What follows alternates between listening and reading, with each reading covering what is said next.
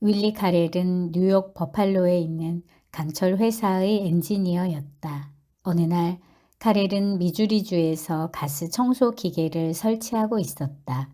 약간의 노력 후 기계는 겨우 사용할 정도가 되었지만 회사가 보장하는 품질에는 미치지 못했다. 그러자 카렐은 몹시 초조해졌다.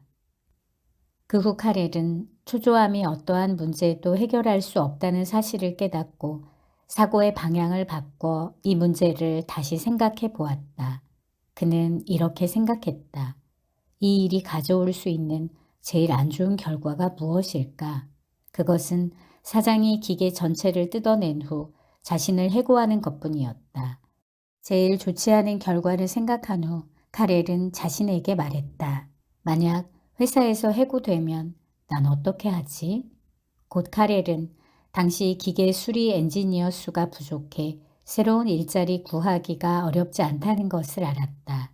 다시 말해 제일 안 좋은 결과 역시 받아들일 수 없을 정도는 아니라는 것을 깨달았다. 이런 사고 과정을 거치자 카렐은 점차 차분해졌다. 그 후 몇 번의 테스트를 거쳐 100만 원을 더 들여 설비를 좀 더 조립하면 문제는 자연스럽게 해결되리라는 것을 알았다. 그 결과 회사는 손해보지 않았고 완벽한 개선 방안을 얻었으므로 카렐 역시 해고될 위험이 없었다. 후에 성공하게 대가인 데일 카네기는 카렐의 경험을 통해 근심 걱정을 해결하는 종합적인 방법을 정리해 카렐 공식이라고 명명했다. 카네기의 걱정을 멈추고 즐겁게 사는 법에서 그는 카렐 공식에 대해 정의했다. 가장 나쁜 상황에 직면했을 때 먼저 정신적으로 받아들이고 침착하게 집중하여 문제를 해결하면 걱정의 근원을 지울 수 있다고 말했다. 카렐 공식의 사용법은 사실 매우 간단한데 세 가지 절차가 있다. 첫 번째, 먼저 두려움을 없애고 이성적이고 전체적인 상황을 분석한다. 그 후 실패했을 때 발생할 수 있는 제일 나쁜 상황이 무엇인지 찾아낸다. 두 번째, 발생 가능성이 제일 나쁜 상황을 찾아낸 후 그것을 받아들일 수 있어야 한다. 이렇게 하면 비록 상황을 돌이킬 수 없더라도 우리는 빠르게 털어낼 수 있다. 세 번째, 그 후 우리는 평화롭게 우리의 시간과 힘을 쏟을 수 있고 우리 마음속에 받아들인 제일 나쁜 상황을 개선하기 위해 시도할 수 있다. 적절히 대처한다면 우리는 빠르게 가장 나쁜 상황에서 벗어날 수 있다. 그러나 만약 우리가 계속 걱정만 한다면 아마도 문제는 영원히 해결되지 않을 것이다. 걱정의 안 좋은 점은 우리의 집중력을 망친다는 것이다. 우리가 걱정하고 우려할 때 생각은 여기저기 흩어져 돌아다니고 또한 결정 능력이 상실된다. 우리가 가장 나쁜 상황에 직면할 때, 더 나아가 그것을 정신적으로 받아들이면 발생 가능한 모든 상황을 고려할 수 있게 되고 집중해서 문제를 해결할 수 있는 위치에 자신을 놓을 수 있다. 즉, 더 이상 걱정하지 않을 때 비로소 많은 문제가 저절로 해결될 것이다.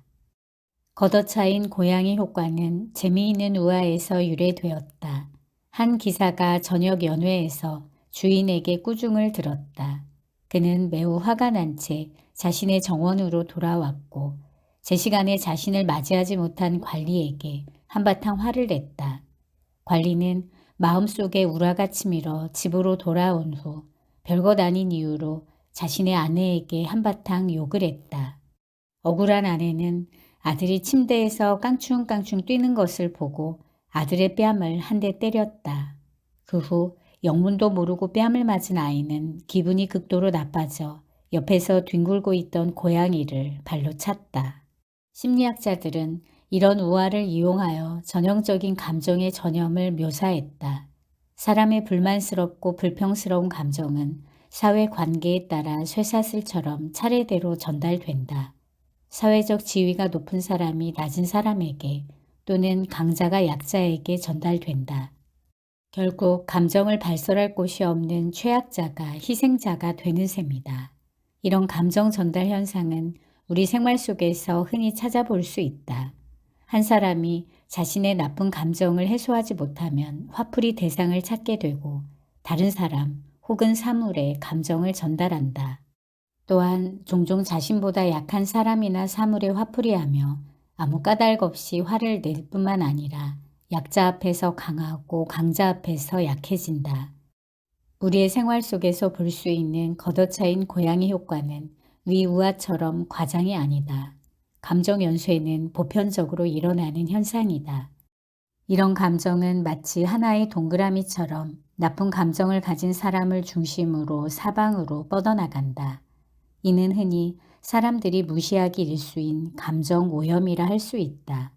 심리학자들의 말에 따르면 나쁜 감정은 바이러스와 같이 사람의 몸에서 다른 사람의 몸으로 전염될 수 있고, 하나가 열이 되고 열이 백이 되어 그 전염 속도가 유행이 있는 바이러스나 세균의 전염 속도보다 더 빠르다고 한다. 우리는 자신의 감정을 통제하고 조절하는 법을 배워야 한다. 일상생활에서 만나는 모든 사람은 걷어차인 고양이 효과라는 서로 얽히고 설킨 체인 위에서 비슷한 경험을 겪는다. 이런 감정은 자세, 표정, 언어를 통해 다른 사람들에게 전달된다. 결국 자신도 모르는 사이에 상대에게 감정을 옮기는 것이다. 감정오염이 우리에게 끼치는 해는 명백하므로 우리는 제때 자신의 감정을 조절하는 법을 배워 나쁜 감정을 다른 사람에게 전염시키지 말아야 한다. 미국의 작가 오그 만디노가 처음 제기한 만디노 효과 또는 미소 효과를 한마디로 말하면 미소는 황금과 바꿀 수 있다는 것이다.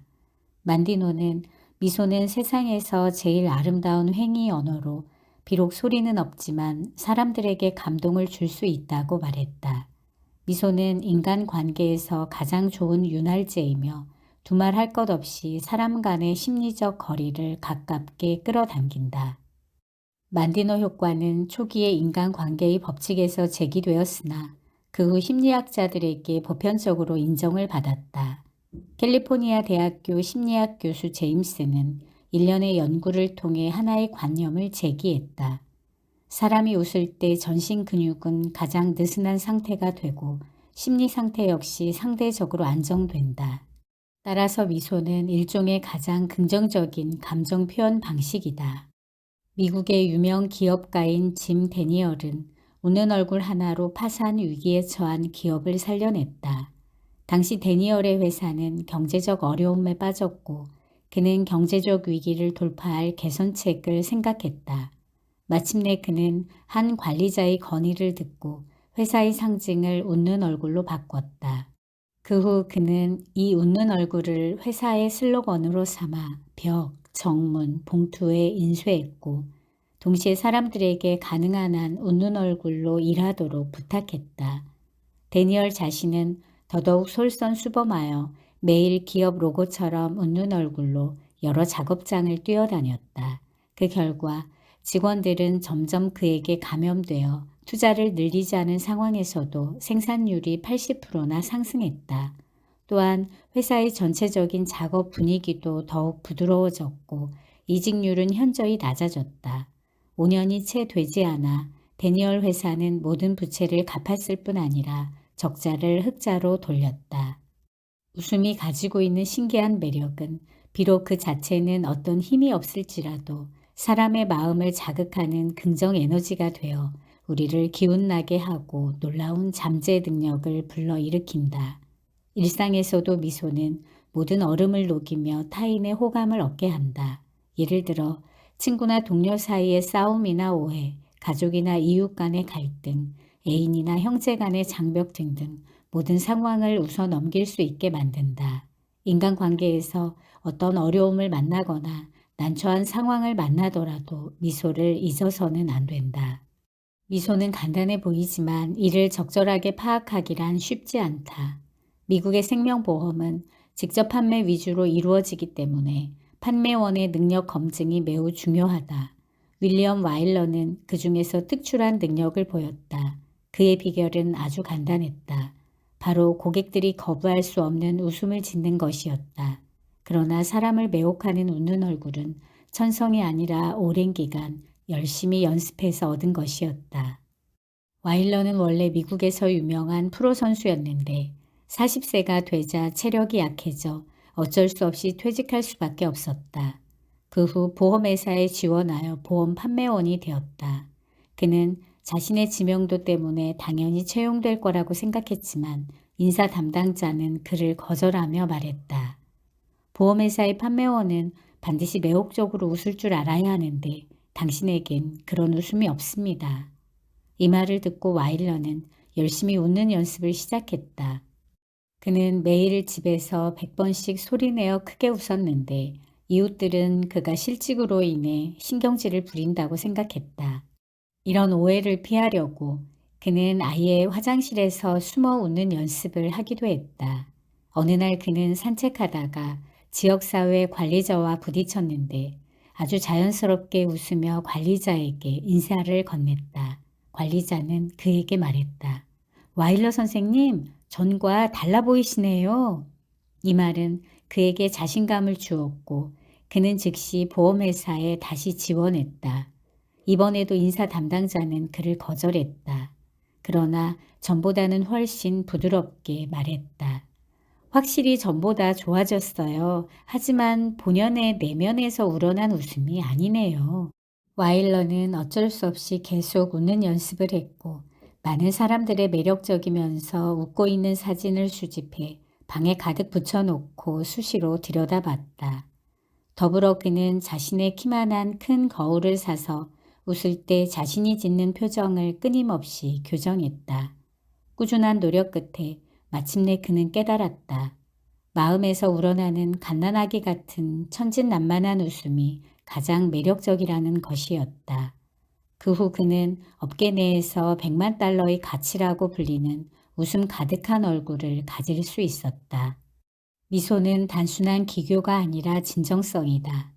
거짓 웃음을 짓는 표면적인 호의는 오히려 다른 사람에게 반감을 불러일으킬 수 있다. 어떤 사람은 말한다. 사람과의 관계가 어렵다면 당신은 진정성을 보여야 한다. 진정성은 어떻게 표현할 수 있을까? 진정성 있게 웃으면 된다. 우리가 알아야 할 점은 누구든 진심 어린 웃음을 보이는 사람을 함부로 거절하지 못한다는 것이다.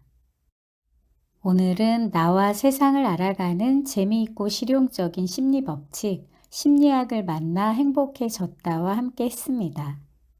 자아인식, 인간관계, 투자와 소비, 행복, 직장생활, 감정 조절 등 살면서 부딪히는 문제에 답을 줄 수 있을 것 같습니다. 지금까지 7빛깔 책 이야기였습니다. 감사합니다.